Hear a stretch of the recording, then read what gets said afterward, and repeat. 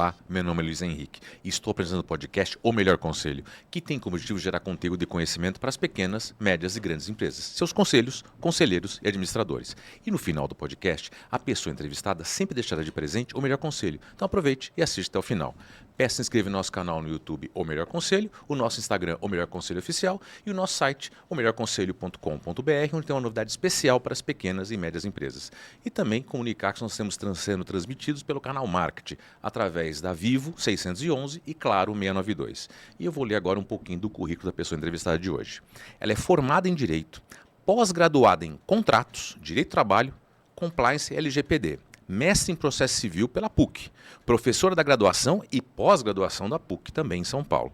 Esteve à frente de departamentos jurídicos de diversas empresas, como a Jeep, Liquigás e Ibope. Membro efetivo de diversas associações, como Jurídico de Saias, ANDD, CERCIO, entre outras. É presidente do Conselho de Assuntos Regulatórios e Jurídicos da Associação Brasileira de Empresas de Pesquisa, a ABEP. É diretora de Jurídico, Compliance e Proteção de Dados no Grupo Cantar, na América Latina, responsável por 17 países. Tenho a grande honra de receber aqui hoje Larissa Aveno Ordonhez de Andrade. Muito obrigado. Olá, obrigada a você pelo convite. Muito obrigado. Eu que agradeço. Larissa, eu queria que você, antes de a gente começar a perguntar, que você me explicasse como é que você dorme mais do que uma hora tomando conta de 17 países com vários fusos e vários assuntos diferentes? Isso é bem interessante, né? Na verdade, a gente dorme, sim, a gente dorme, porque a gente tem eu falo que a gente tem um baseline, um framework muito bem feito, né? Então, a gente tem uma organização, na verdade, global. Então, a gente tem uma empresa que vem do grupo global, ou seja, a empresa que vem de UK, a nossa sede é no Reino Unido. Então, a gente tem uma diretriz global e a gente tem uma diretriz regional e local. Então, a gente tem um baseline muito bem feito, então a gente consegue dormir e fazer com que a coisa rode nos 17 países que a gente atua. Que bom. Na América Latina, fora nos outros no mundo. Né? E me diz uma coisa, departamento jurídico, quais são os principais desafios de uma gestão de um departamento desse, numa multinacional e as empresas grandes que você trabalhou? Eu acho que antes de falar em desafios, eu acho que é importante a gente trazer um pouquinho da história do departamento jurídico de empresas, né, em multinacionais ou empresas, até de onde eu trabalhei, nesses 20 anos aí que eu venho trabalhando em departamentos jurídicos de empresa. O que mudou muito, né? Então, a gente tinha um departamento jurídico que era um departamento que supervisionava contrato, que chancelava lá, eu quero a chancela lá do contrato. Ah, chegou um processo trabalhista, então você vai olhar. Então, tinha muitas coisas operacionais com o departamento jurídico. E esse departamento jurídico de empresa veio mudando ao longo do tempo. Então, hoje, o departamento jurídico não é mais um departamento jurídico que só gestiona contrato, só gestiona processo, só gestionar. Ele é muito mais que isso, ele é muito mais estratégico. Então, ele sendo mais estratégico, ele tem uns desafios maiores. O que é o desafio hoje maior? É você conhecer o negócio, onde você está. O que é o seu negócio? Conhecer o negócio da sua empresa. É super importante, o maior desafio nosso é conhecer o negócio da empresa. Para quê? Para você tomar a melhor decisão. Então, o departamento jurídico, que era aquele que era visto como, que era só chancelar o contrato, era que só quando a coisa complicava, hoje não é mais. Ele é um agregador ao negócio. Então, é um movimento que vem há 20 anos, aí, pelo menos desde que eu estou acontecendo. E, com isso, fez com que mudasse o MedScience, mudasse a maneira de ver um departamento jurídico. E, com isso, mudou os nossos desafios. Então, a gente tem um desafio muito grande, que é conhecer o negócio, é trazer para o negócio mais viabilidade, mais criatividade junto com o negócio. Eu falo que é importante também trazer... Isso houve uma mudança também de que pessoas que trabalham no departamento jurídico. Antes, você contratava as pessoas trabalhando muito em questões técnicas. Então, eram questões técnicas, eram questões... Você sabia que era lei, você sabia o que era direito processual, você sabia que era direito trabalhista, isso era importante. Hoje já não é mais. Você precisa de outros skills, de outros tipos de habilidades para se trabalhar no departamento jurídico para agregar o negócio. Então, eu tenho pessoas hoje muito voltadas para a comunicação, pessoas que interagem muito mais, pessoas que têm que ter soft skills de negociação, de liderança, de conhecimentos mais amplos do que conhecimentos técnicos. Então, isso fez com que a gente tenha uma gestão um pouco bem mais diferente do que há 20 anos atrás. Então, nossos desafios são muito maiores hoje. Fora que, se a gente fala de 17 países ou também no mundo, a gente tem uma regulamentação que cada dia muda. Então, você tem que estar muito mais antenado e muito mais olhando mais para isso e para trazer esses assuntos para dentro da empresa. Ou seja, o que você está dizendo para mim, se eu entendi, é aquele bordão de empresa que as pessoas que a gente costuma escutar, o jurídico não escuta esse bordão, que eu sei. É um segredinho do resto da empresa. Que é, chegou no jurídico, já viu, né? Quer dizer, esse bordão vocês estão desmistificando. Isso mudou muito, sim, está desmistificando, acho que mudou muito. A gente está hoje para agregar o negócio, dar valor ao negócio. Então, isso é uma coisa que vem, eu acho que super importante, porque hoje o que é mais importante é o nosso cliente final. Então, acho que todas as áreas, não só o jurídico, mas as outras áreas da empresa, entendeu que a importância é o nosso cliente final. Então, todo mundo tem que estar muito junto e muito sintonizado para atender o cliente. Quer dizer, nós estamos participando, que o jurídico agora participa também da gestão da empresa. Não é aquele departamento no canto que o pessoal não aprova nada. Quer dizer, o jurídico está entendendo como funciona a empresa e colaborando para fechar negócios. Exatamente. Eu falo isso muito, que eu brinco que para trabalhar comigo, ou trabalhar dentro da empresa, tem que conhecer muito o negócio. Então, assim, quando a gente faz pesquisa, a gente vende dados, a gente vende insights para o mercado, então, a pessoa que trabalha comigo vai ter que ir lá no campo, vai aprender a fazer um questionário, aprender a ler um questionário, aprender o que é uma pesquisa qualitativa, uma pesquisa quantitativa. Por exemplo, eu fiz um curso de estatística para entender o que é amostra, o que é erro amostral, para poder agregar para o negócio, para falar a mesma língua do negócio. Então, é o que eu falo, que eu falei agora. A mudança de comportamento do departamento jurídico, daquela, só sabe a lei, ou muito técnico, ele deixou de ser. Então, você tem pessoas hoje no departamento jurídico que sabem muita questão de ler balanço, que todo mundo fala, o jurídico não sabe ler balanço, o jurídico não sabe nada de financeiro. Hoje, não. A gente tem pessoas muito boas no departamento jurídico que fazem isso muito bem. Né? E outros tipos de coisas que agregam o negócio. Essa união, gestão, departamento jurídico, tecnologia, como é que está esse casamento? Eu acho isso fundamental e importante, porque eu acho que hoje a gente tem uma equação, acho que em todas as empresas e no mundo, né, de você ser eficiente e ter qualidade. Como que você é eficiente, rápido na entrega e ter qualidade nessa entrega? Então, é uma equação que você tem que balancear. E como você faz isso? Com a tecnologia. Acho que a tecnologia está aí para isso. Ela veio para agregar essa questão de ser mais rápido e entregar com qualidade. Então, processos que eram repetitivos, que fazíamos a mesma coisa o tempo inteiro, estão sendo utilizados hoje de maneiras supridas pela tecnologia. Então, você percebe também hoje no mundo jurídico a criação de outros tipos, a gente fala de legal operation, que são até que tem cargos hoje de advogados que estão especializando em legal operation, que são pessoas dedicadas a processo, a melhoria de processo dentro do departamento jurídico. O que eles podem se tornar no departamento jurídico mais eficiente? O que ele pode fazer para o departamento jurídico ser mais rápido, ágil, para ajudar no negócio?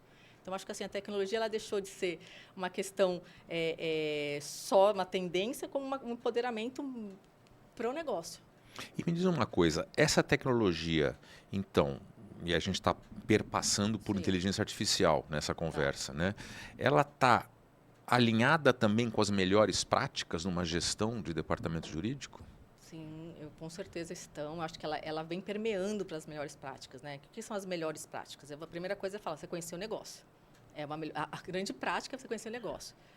O que você tem que fazer? É ter uma comunicação importante, uma comunicação aberta, uma comunicação clara, uma escuta ativa. Então, fundamentalmente, tem que ter uma escuta ativa do negócio. Né? Você tem que ter o que mais? Uma visão, o que eu falei, a visão do negócio. Você tem que ter uma visão de traduzir para o negócio a questões regulamentadoras, né? Para uma tradução para o mais prático para eles. Né? O que está acontecendo na regulamentação hoje no mercado? O que eu posso traduzir isso para o meu negócio? Como é que eu posso fazer com que o meu negócio entenda que tem que estar em compliance com essas regulamentações? O que eu posso? Então, são várias práticas e a tecnologia ajuda muito nisso. Além de nos ajudar no dia a dia, que eu falo de ser mais prático, o uso de Copilot, de ChatGPT para análise de contrato, SharePoints para criação de KPIs. Então, a gente tem vários SharePoints que hoje eu crio KPIs que eu mostro para o negócio, que agrega valor para o negócio. Quantas quantidades de contratos eu faço, quantidades de casos de processos que eu tenho, quanto isso aumenta de valor dentro da empresa, quanto isso não aumenta de valor. Então, assim, isso é muito importante. Então, a tecnologia veio para isso. Com certeza, para auxiliar nessa tomada de decisão mais rápida e eficiente. E essa metodologia, essa tecnologia, ela ajuda a mitigar os riscos, então, de uma empresa? Sim, com certeza ajuda a mitigar. E outra coisa, quando você tem melhores práticas e trabalha com esse tipo de inteligência e tecnologia, você consegue maximizar quanto de uma eficiência no departamento jurídico? Eu acho que bastante. Eu acho que não é só isso, acho que são pessoas também. Eu acho que eu falo que mais que isso são as pessoas que trabalham no departamento jurídico. Então, hoje, eu falo que eu sou muito a favor e eu tenho isso dentro do meu departamento jurídico, as pessoas com alta performance. Então, assim, as pessoas, elas têm pilares dentro do departamento jurídico. Então, tem um pilar de contratos, um pilar de proteção de dados, um pilar de compliance. Isso ainda continua dentro do departamento jurídico, apesar de ter muitos casos de departamento de compliance estar fora do departamento jurídico, a própria parte de proteção de dados estar fora, mas ainda se coloca dentro do departamento jurídico. Temos essas estruturas, mas o que mais é importante é que essas pessoas que têm capacidade de permear dentro dessas estruturas, de ir e voltar. Então, por exemplo, eu falo que a pessoa que faz um contrato, ela consegue fazer, na minha equipe, proteção de dados, ela consegue fazer compliance. Então, assim, a gente tem uma equipe de alta performance, ela maximiza a eficiência no negócio e maximiza a eficiência no departamento jurídico. Então, o principal ponto para maximizar é a estrutura com pessoas qualificadas de ponta de alta performance. E aí, como eu falei, com pessoas que tenham capacidade de negociação, capacidade de interpretação, pessoas criativas, porque hoje, além de tudo, você tem que ser criativo, né? A gente estava falando sobre mitigar risco. A gente não está só para mitigar risco. O jurídico hoje, eu entendo que é muito mais que mitigar risco. Ele ajuda a tomar a decisão sobre aquele mitigação de risco que o jurídico faz. Então, para fazer isso, você precisa de pessoas criativas para ajudar na decisão. Então, são vários pontos para maximizar. Então, maximizar o departamento jurídico. Então, uma delas é pessoas. Outra tecnologia, que a gente conversou agora um pouco. A tecnologia é super importante também. Então, fazer com mais eficiência, rapidez e entrega mais rápido. Então, a tecnologia está aí para isso. E criar maneiras de explicar para o negócio, que eu acho que eu falo isso de uma maneira mais simples. Então, o meu CEO, ele não quer saber sobre artigo tal, da lei tal, ele quer saber qual que é a melhor decisão. Então, hoje, eu não escrevo e-mails, antigamente escrevia e-mails explicando um legal opinion, com não sei quantas páginas. Hoje, é tudo bullet points, é pontos explicando a efetividade e qual que é o resultado. Porque a decisão tem que ser rápida, tem que ser segura, prática e rápida. Quer dizer, o que você está dizendo é que, nesses anos todos, houve uma mudança na gestão de risco, que é assim, antigamente o departamento jurídico, ele era aquele do desenho Uruca, né? Tudo não pode, tudo não vai dar, não pode, não pode, não pode. Até para se proteger, o jurídico colocava uma série de barreiras para não assumir nenhum tipo de risco. O que você está dizendo é que isso está mudando e tem que mudar para você gerir o negócio, e esse CEO que você falou que você manda a comunicação, você está dizendo o seguinte, ó, não é que não tem risco, mas aqui tem menos risco, então podemos assumir esse. É isso que você está dizendo, que está mudando? O que a gente fala assim, o não, eu falo assim, a gente não fala não. A gente fala sim com segurança. Então, tem riscos, vamos assumir alguns riscos, mas o não a gente não fala. Vamos assumir esses riscos juntos, vamos ver que tipo de segurança eu posso ter, quais as melhores estratégicas naquela decisão. Mas hoje eu falo que o departamento jurídico não se deve falar não. Então, todo mundo lá tem um DNA dentro do departamento e fala assim, a gente não fala não. A gente vai falar sim com uma maior segurança e o que a gente pode ser melhor e criativo para que o negócio tome uma decisão melhor. Então, isso é o contexto do Trust Advisor no setor jurídico. Eu acho que o Trust Advisor no setor jurídico ele é muito mais do que um conselheiro. Ele está indispensável para o negócio. Ele não é só cara de confiança, não é só a pessoa de confiança. Ele é um cara que está lá para ser indispensável para o negócio. Então, hoje, isso você percebe que mudou muito. Por exemplo, eu participo de board, eu participo do conselho. Né? Então, hoje você vê os advogados que não tinham participando em board da empresa ou participando de conselhos da empresa, com um crescimento exponencial participando. Então, eles não só na questão do risco, mas também na tomada de decisão.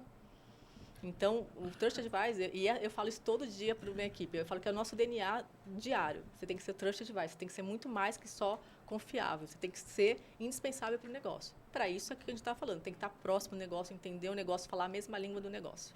Quer dizer, então, eles estão trazendo o jurídico para o jogo, a empresa está trazendo o jurídico para o jogo. Sim. No dia a dia. Para a tomada de decisão conjunta. Como é que a gente constrói? Você falou a palavra confiança. Como é que se constrói a confiança, então, nesse aspecto? Eu acho que assim, ela é um processo, como todo processo de confiança, ele é sempre um processo. Confiança é um processo, né? Então, você vai criando isso ao longo do tempo. Então, você tem que ser uma pessoa, tem que ser próximo ao negócio, tem que conhecer o negócio, tem que estar tem que ter uma comunicação boa com o negócio, tem que ter uma escuta ativa com o negócio. Você tem que mostrar e agregar valor para ele. Como você agrega valor. Fala, olha, estamos juntos aqui, o que você precisa? Então, às vezes eu falo assim, qual que é o problema? Vamos lá, vamos ver. Estou com um problema. Sento lá com minha área, sento com a área comercial, sento com a área de marketing, sento com a área própria RH. Qual que é o problema? Vamos junto resolver o problema.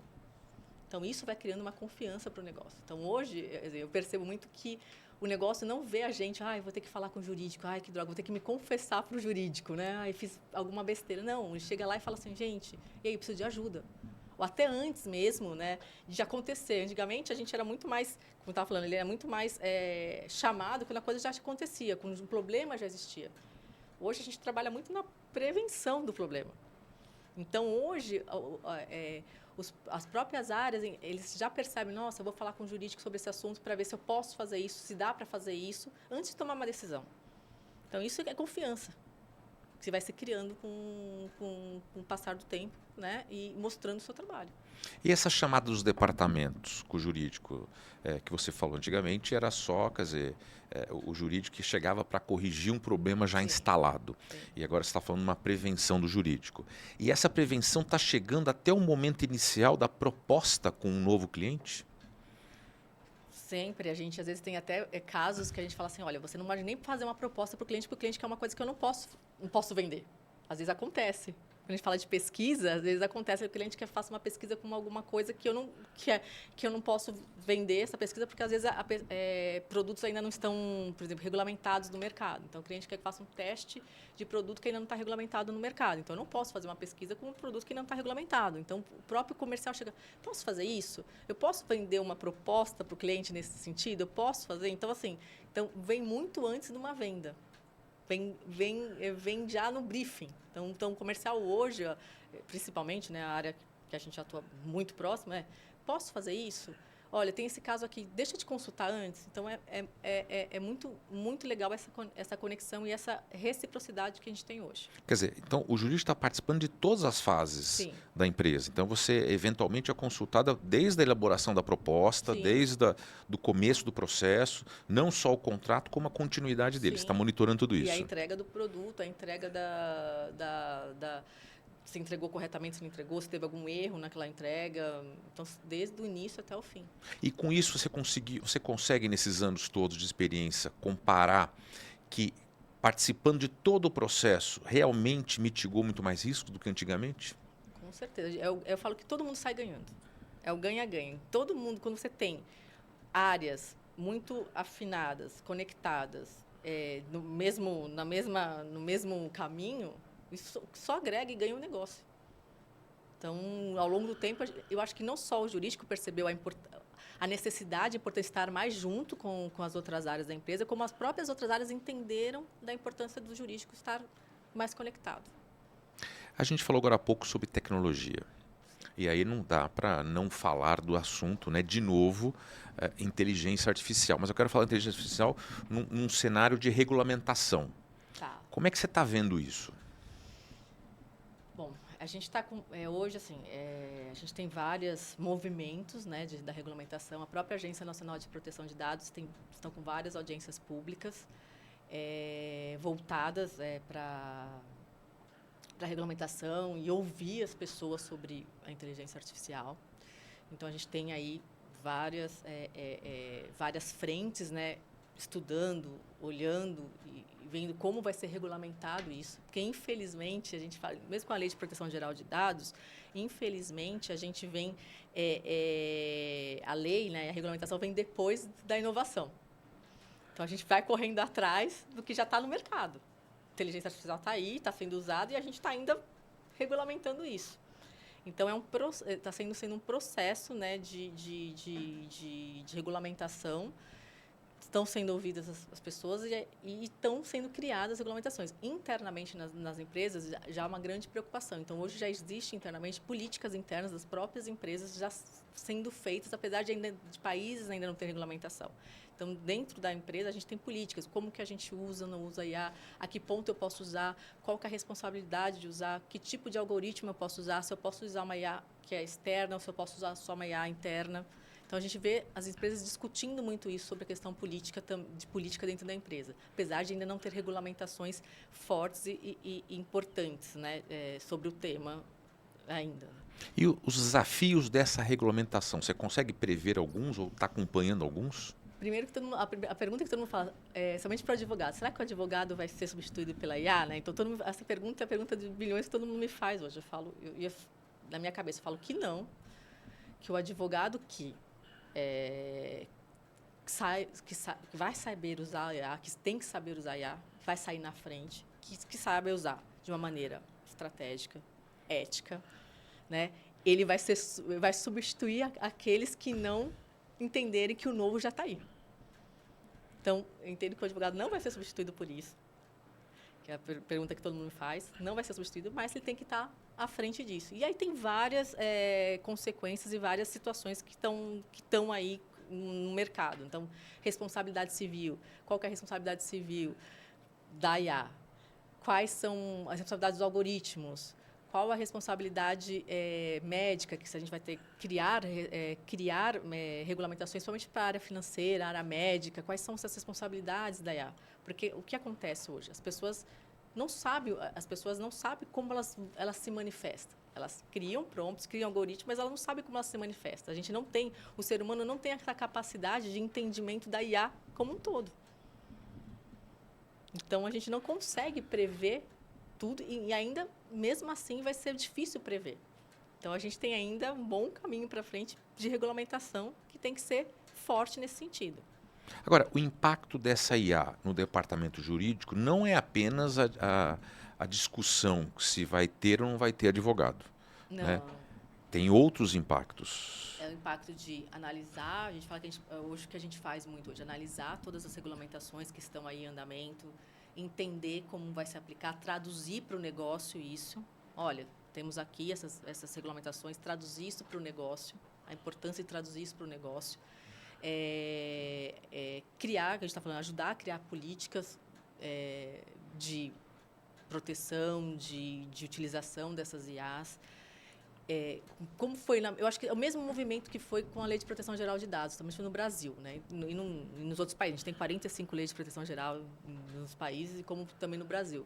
Se criar comitês, ajudar a se criar comitês multidisciplinares para entendimento, porque não é só o jurídico.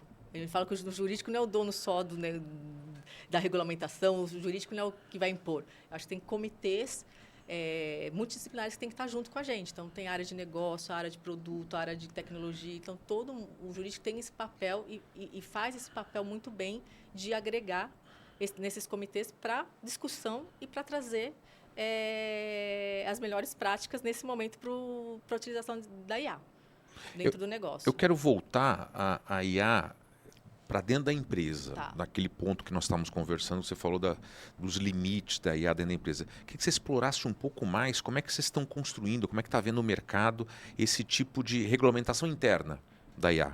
Explorasse um pouquinho isso. O que a gente faz é mapear as IAs que tem. A gente tem IAs, por exemplo, dentro da Kantar, a gente tem as nossas próprias IAs internamente, né? Então, a gente tem políticas para a utilização da IA. A gente mapeia os riscos que podem causar. A gente vem criando aí comitês multidisciplinares para conversar sobre o tema e para regulamentar internamente a utilização delas. Então, isso não só eu como dentro da Kantar, mas todas as empresas estão com esse movimento. Ainda mais que ainda não tem regulamentação externa forte sobre esses assuntos. Então, internamente, a gente vem regulamentando o que a gente vai fazer internamente sobre o tema. Então, a gente criou as políticas, como que a gente utiliza a IA, quais os algoritmos que a gente pode utilizar, análise de prompt, que é super importante. Eu falo que, gente, a primeira coisa que você tem que aprender, eu falo que todo mundo tem que fazer curso de prompt, que é super importante para ter uma IA boa, uma IA com qualidade internamente ou até fora. Então, a gente faz todo esse trabalho juntos, não só o jurídico, como as outras áreas juntas, em conjunto. Você é especialista em LGPD, faz palestras, conversa sobre LGPD. Essa LGPD que nós temos hoje, ela está preparada para essa nova inteligência artificial ou você acha que vai ter que caminhar e mudar um pouquinho essa LGPD? Na verdade, a inteligência artificial vai ter que se adequar algumas questões de proteção de dados sensíveis, principalmente dados sensíveis, porque a IA é um mundo enorme aí. Então, a gente vai ter que adequar a proteção de dados, informações sensíveis e dados pessoais que a IA tem. Então, provavelmente, a Lei de Proteção Geral de Dados vai ter que vir aí para ajudar a regulamentar as questões de inteligência artificial, sim. E essa LGPD numa empresa de pesquisas deve ser uma régua alta, entendo eu. É isso? Com certeza, não, acho que com certeza a gente tem um programa muito forte de proteção de dados. Eu acho que isso, a primeira coisa que a gente fala é ter cultura. O que é cultura? Desde a pessoa que faz a entrevista, que é o nosso ponto principal, que é o entrevistador, que tem que saber que ele está lá com informações das pessoas e como utilizar, e como guardar, e como fazer com aquelas informações. Então, eu falo que é um programa de culturizar desde do início da ponta até o C-level. Então, como é que a gente faz isso, né? Então, a gente criou um programa de proteção de dados com várias áreas envolvidas. A gente criou políticas de proteção de dados, a gente tem treinamentos de proteção de dados anuais para essas pessoas entenderem. A gente fala muito sobre isso, a gente manda e-mail, a gente faz vários treinamentos, cafés, explicando a importância disso, porque todo mundo, depende de todo mundo, né? Eu falo que o programa depende de todas as pessoas que trabalham da ponta até o final, entenderem o que é o dado, o que é a proteção de dado, o que é a informação que a gente guarda, que é valiosa para a empresa, porque é o que a gente faz. Então, a gente tem esses programas internos, políticas internas bem detalhadas e a gente tem essa cultura de trazer isso para as pessoas, né? E que elas são importantes e fazem parte desse processo. Que não adianta elas têm que pertencer ao processo. Então, a gente põe as pessoas desde o início lá do campo para entender que elas pertencem ao processo.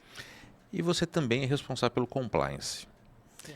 Esse compliance é aquele organismo na empresa chato, que a gente não pode fazer nada, ou esse compliance hoje ele está mudando?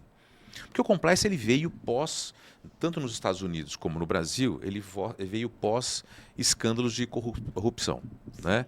E aí as empresas começaram a adotar, pós escândalos de corrupção, o sistema de compliance, tanto nos Estados Unidos como no Brasil. Foi concomitante. Esse compliance hoje, ele está ainda muito engessado ou ele também está entendendo um pouco mais como funciona a empresa? Eu acho que, na verdade, o compliance ele tem que partir de cima para baixo.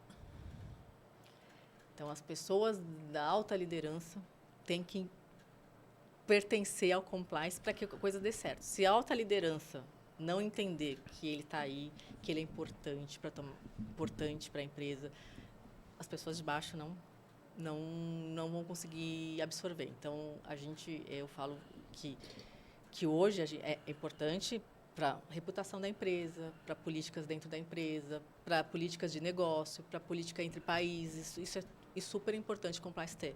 Mas se a gente não tem uma atuação que venha do C-level para baixo, o compliance ele não vai funcionar. Então, sim, a gente tem hoje normas de FCPA nos Estados Unidos, várias outras normas na América Latina também que estão vindo, né, pelas normas dos Estados Unidos, no Brasil, e de lavagem de dinheiro. Então, a gente tem que ser cumprido, porque todas as empresas hoje têm a obrigação de cumprir. Então, isso também ajuda muito, né? Então, se eu tenho que cumprir, a outra empresa tem que cumprir. Então, se eu não estou cumprindo, a outra empresa não vai me contratar. E vice-versa. Então, essa onda de todo mundo ter que fazer ajuda muito para o compliance. Então, faz com que ele seja mais ativo. E aí é um trabalho muito da alta liderança fazer com que isso funcione. E esse compliance numa empresa, por exemplo, a sua área, a empresa está em muito mais países, mas na sua área são 17 países. Esse compliance, ele não é um compliance, quer dizer, ele deve ter uma base estruturada única, mas você tem que adaptar conforme os 17 países?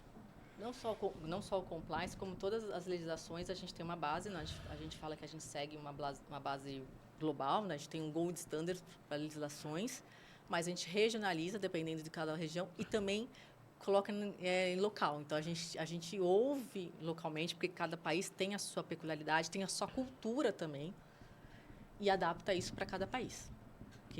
tem países que eu tenho uma legislação muito severa, que eu tenho que ter outros tipos de comportamento para lidar do que em outros países, que é uma outro tipo de programa de compliance. Então, a gente faz adaptações em cada país, mas a gente tem um framework único, porque eu preciso ter um processo único, porque senão não dá para você ver se estamos em compliance para manter esse processo, e a gente vai adaptando localmente para cada caso. Isso acontece também na LGPD, porque a LGPD não sei se tem em todos os 17 países que você administra. A Lei Geral de Proteção de Dados do Brasil chama LGPD, né? Sim. Então, a gente tem no Brasil, e a gente tem mais ou menos, nesses 17 países que eu olho, são 45 leis. E aí veio realmente uma legislação do GDPR, que é uma legislação europeia, e ela veio trazendo, né, para cada região, para cada país. Então, a gente tem um Gold Standard, que que eu falo que é um marco que a gente olha, que é a legislação europeia, que chama GDPR, e aí vieram as legislações para cada país. Então, a gente no Brasil é LGPD, eu tenho agora uma legislação nova no Chile, muito forte.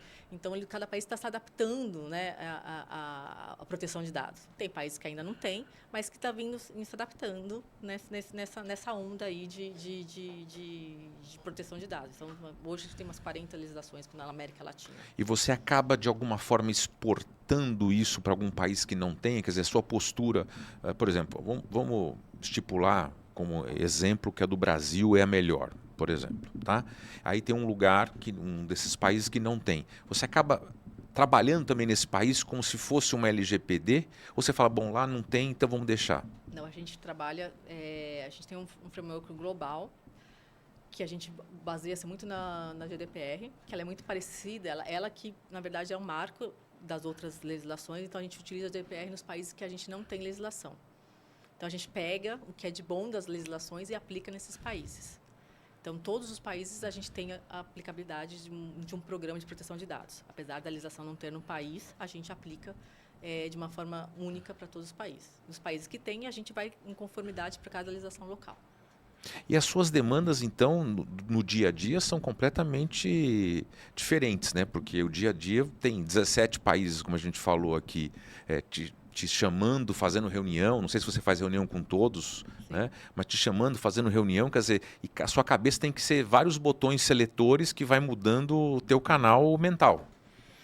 Sim, é uma coisa que eu, por exemplo, gosto, né? Eu acho que é muito que eu comentei há pouco tempo atrás aí, sobre a questão de você ter pessoas de alta performance, de pessoas que têm conhecimento de vários assuntos dentro do departamento jurídico, que maximiza a entrega desses pedidos de diferentes issues e negócios, dessa importância. Então, para mim, eu falo que eu mudo vou desconectando de um para outro, mas é uma coisa que eu acho que é fundamental para você ter, né, uma entrega boa. Você conhecer, lógico, você não vai conhecer tudo, mas você tem que ter, pelo menos lá, pagar o incêndio na hora que tiver que pagar. Então, você tem que conhecer. Você tem que entender o país, tem que conhecer uma parte da legislação para poder, naquele momento, apagar o incêndio. Se você precisar de uma profundidade, aí você vai estudar mais. Às vezes, você pode contratar um escritório externo para fazer isso. Mas, assim, no dia a dia, a gente paga incêndio, no dia a dia a gente está lá conhecendo cada legislação, tentando conhecer e ajudar o negócio. Então, é isso que eu falo de ter uma equipe de alta performance. Quer dizer, o que você está dizendo, e a gente está reforçando isso, que o jurídico antigamente era o bastião dos códigos, o bastião da lei. Sim. Quer dizer, já foi isso. Quer dizer, ele tem que agora, não importa se é no Brasil, não importa o país, ele tem que ser um canal aberto para várias competências. Exatamente.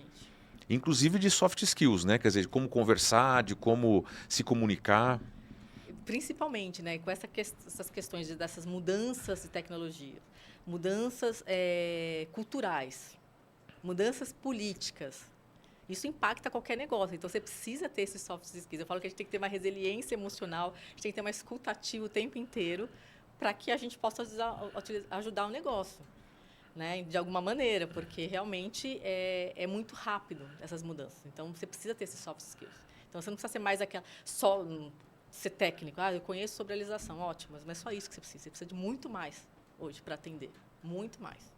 E quando você pega, e você acaba fazendo mentoria, você pega um profissional recém-formado numa faculdade de direito, por exemplo, que ele acaba entrando como estagiário eventualmente, aí você vai mentorando ele, a empresa vai mentorando para que ele tenha esses soft skills. Exatamente. Eu sou muito a favor. As pessoas que estão comigo, realmente, eu falo assim, que é melhor, eu falo que o departamento jurídico ele só existe por causa das pessoas. E essas pessoas, elas, principalmente as que estão comigo hoje, tem muito tempo que estão comigo, há muitos anos. Porque você vem estagiário, você vem treinando, você vem capacitando, você também vai empoderando essas pessoas. Vai empoderando essas pessoas. O que é importante, elas vão crescendo e também vão motivando a aprender a trabalhar. Então, isso é super importante. Então, você vai motivando elas a aprender, a crescer e também ter visibilidade dentro da companhia. Porque também deixou de existir aquele organograma, que o presidente, o CEO, eu só falo com o diretor, eu só falo... Não, você vai falar com a pessoa que melhor vai te explicar o assunto. Porque isso também era um tabu e hoje não é mais aquele tabu. Então, você tinha aquele organograma, né, de piramidal, onde só o diretor falava com o CEO, só o CEO falava... Hoje, não. Às vezes, eu tenho pessoas que sabem melhor do que eu para falar com o CEO sobre o assunto. Então, é empoderar essas pessoas a estarem na frente do negócio e ajudar também. Porque aí você descentraliza em você e faz com que se torne decisões muito mais rápidas. Você não precisa estar você na frente. Você tem outras pessoas capacitadas para estar lá na frente que podem ajudar muito mais rápido que você. Quer dizer, a diretora não precisa saber tudo de todos os assuntos. Ela precisa saber vários assuntos, mas tem que entender, é muito bacana o que você está falando, ela tem que entender que tem pessoas e você Sim. pode falar com as pessoas, não Sim. tem problema aqui na empresa. E deve, né? Deve falar. Né? Então, essa cultura também eu acho que vem melhorando ao longo do tempo. Porque aquele que a gente falava do piramidal, hoje é muito mais lateral. Então, eu acho que isso ajuda muito mais na decisão. Não preciso esperar a pessoa para chegar para a decisão decidir o negócio. Eu posso conversar com essa pessoa depois, a decisão no final é minha. A decisão final é do CEO. Mas eu tenho outras ferramentas para chegar numa decisão, outras pessoas que podem agregar mais do que eu para a decisão. Então, é isso que eu acho que em todas as áreas deve ter esse tipo de cultura, porque é muito mais rápido você tomar decisão. Eu não vou esperar a pessoa para falar com outra pessoa. Eu vou lá para a pessoa que sabe mais do que eu, que pode ajudar. No final, a decisão vai ser em conjunto, a decisão pode ser minha com outra pessoa, a decisão pode ser da área e tal, mas, assim, não perde esse tempo. E me diga uma coisa, você está nesse mercado de pesquisas há muito tempo, há muitos anos. E você fez um curso de estatística que você falou no começo aqui do nosso programa. O que você percebe que mudou no mundo da pesquisa no Brasil e no mundo? É o que eu falo, a tecnologia, né? Então, a gente tinha muito... eu falo que a questão de tecnologia mudou bastante no mundo da pesquisa. Então, você tinha lá o entrevistador que ia fazer lá o caderninho de pesquisa. Então, hoje você tem mais tecnologias, tem os celulares, tem apps que ajudam eles a fazerem esse tipo de pesquisa. Criação de outras tecnologias para ler QR Code, que a gente lê muito QR Code dentro da área. Então, a gente tem tecnologias para ler QR Code que antigamente não tinha, para ajudar na pesquisa de consumo, quando a gente fala de consumo de lares. A própria pesquisa via online. Então, você tem hoje pesquisas também, painéis online, que antigamente você não tinha. Então, você fazia todo mundo porta a porta, entrevistava, tinha cadernos lá que você ia lá, entrevistava. Então, hoje você vê que as pesquisas online também elas têm um papel muito importante no mundo, né? No mundo de pesquisa. E a utilização da IA hoje também está vindo muito forte aí, né, para fazer reconhecimento facial, para ver se a pessoa que está respondendo ela é a pessoa mesmo, para ter melhor informação, melhor dado para o cliente. Até o eye track, né? Que você tem ferramentas para ver onde o olho está mexendo aonde na tela. E isso com certeza ajuda para melhor curiosidade do dado final para o cliente, melhor informação para o cliente tomar a decisão dele. Então, é um mundo que vem se transformando aí com tecnologia, com mudanças de metodologia, mudanças de pensamento, que faz com que também o dado melhore e você tome a melhor decisão. Quer dizer, está usando muito neurociência agora nesse mercado de pesquisa. Também. A gente vê empresas usando muito a questão neurobrand, neurociência, de utilização de como não só de como você analisa a pessoa pelos seus atos, pelas suas caras. Então isso influencia muito no consumo, por exemplo. Até no consumo isso influencia. É porque dizem que no mundo das pesquisas, eu não sei, dizem no mundo das pesquisas que o ser humano, mesmo respondendo um questionário, às vezes, né, um questionário como era antigamente, ele não era uma coisa fidedigna ao que ele estava sentindo. Às vezes ele fazia alguma coisa e que você achava que era uma decisão e não é. E agora você está conseguindo ser mais assertivo. Com essas tecnologias e com esse movimento, você consegue ter mais percepção da resposta da pessoa. E me diga uma coisa, a gente falou, só quero retomar isso, a gente falou agora há pouco sobre fazer outros cursos, departamento jurídico. Você está estimulando, então, os seus subordinados a fazerem outros cursos, seja estatística, seja qualquer outro curso que abra a cabeça para o negócio. Até cursos, eu falo bem assim, vai fazer curso de cerâmica, vai fazer curso de... Qualquer curso, eu acho que qualquer coisa que agregue na criatividade, na inovação, para movimentar isso, eu acho que é válido, né? Eu falo assim, vai fazer coisas que você goste, lógico que você goste, que te ajude a você ser mais inovador e mais criativo, porque esse é o nosso mercado hoje.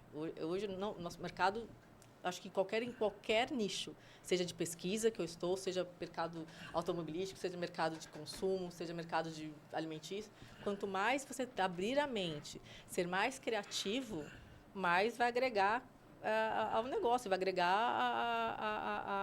ao desenvolvimento da empresa. E o teu cliente, nesses anos todos, o cliente que te contrata, né, na empresa, ele mudou muito o perfil, ele aumentou a exigência dele, ele aumentou a necessidade dele para alguma coisa? Eu acho que o mundo ele vai mudando. Então, o mundo mudou, então as necessidades do mundo mudou, então todo mundo teve que mudar. Fala assim, o consumo massivo mudou, hoje tem um consumo mais exclusivo, então tem pessoas que o consumo massivo que existia há um tempo atrás, hoje não, as pessoas querem mais exclusividade. Então, com isso, muda a exigência do nosso cliente e também do próprio cliente dele, que às vezes é o cliente consumidor, por exemplo. Então, o conceito de família mudou. Então, isso também muda o conceito do tipo de pesquisa que você faz. Então, aquela família mais tradicional, ela deixou de existir também. Porque você não tem mais aquela família. Então, você tem avós morando junto, porque o custo de vida ficou mais caro. Eu tenho filhos de 30 anos morando juntos. Antigamente, você saía mais cedo de casa. Tem gente que separa, volta para a casa dos pais. Então, a dinâmica da família, a dinâmica do consumidor, ela mudou. Então, com isso, você muda totalmente a metodologia, muda a estratégia de tomar a decisão para o consumo. A novela das 8 começava às 8 antigamente, hoje né? Hoje alguma hora ela começa, 9, 9h30, enfim. Larissa, agora chegou uma parte muito importante do nosso podcast. É a parte assim que eu cobro um presente. Espero que você tenha trazido o presente, né, que eu pedi. E o presente que eu cobro é o melhor conselho que você pode deixar aqui para quem está nos assistindo. Eu acho que eu vou dar um resumo do que eu falei, eu acho que em poucas palavras o que eu acho, né? Tudo que você faz repetitivo não vai ter mais valor. Já não tem valor. Vai ter valor o que você faz de diferente. Então, a gente tem que fazer diferente para agregar valor e ter valor. Então, acho que isso é o meu melhor conselho. Seja diferente, faça diferente. Seja diferente. Muito obrigado, viu? Obrigada. Eu gostei muito do seu conselho para a gente sempre fazer diferente e agradeço muito a sua presença aqui. Foi um grande prazer recebê-la. Obrigada a você pela oportunidade. Agradeço você também que nos acompanhou até agora. Peço se inscreva no nosso canal no YouTube O Melhor Conselho, o nosso Instagram O Melhor Conselho Oficial e o nosso site omelhorconselho.com.br, onde tem uma novidade especial para as pequenas e médias empresas. Muito obrigado e até o próximo episódio.